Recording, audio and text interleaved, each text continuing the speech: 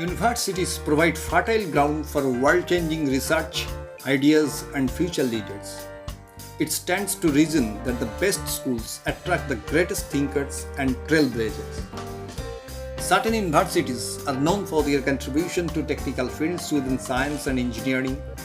Some specialize in business or law, and others take a more diverse approach, offering a range of programs and degrees.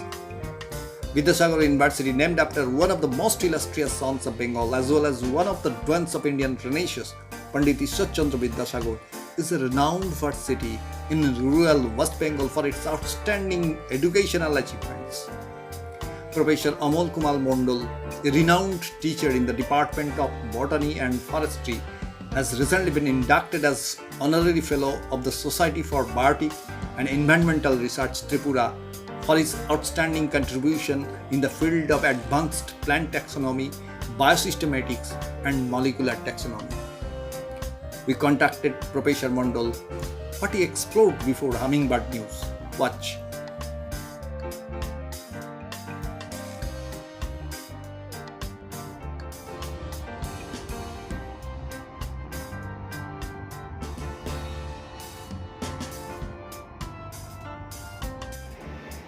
Thank you very much.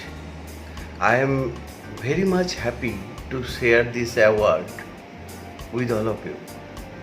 I like to thank the Society for Biotic and Environmental Research, Tripura, India, to consider me for the prestigious award and recognizing my research work. I dedicate this award to all of my students and research scholars who have been my backbone. It is they who have done this work. The journey began long back, and it is the hard work of many years which have been recognized. Our main area of work has been the entire Southwest Bengal, including Bankura, Purulia, West and East Midnapur, and newly Jhargram.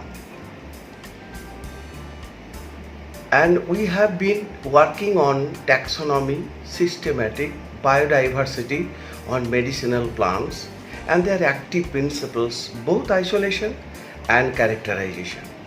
Dial-yielding plants, sand-binding plants, fiber-yielding plants, and mangrove plants, which have been a good economic values, ecological values, and these are under serious threat due to anthropogenic activities.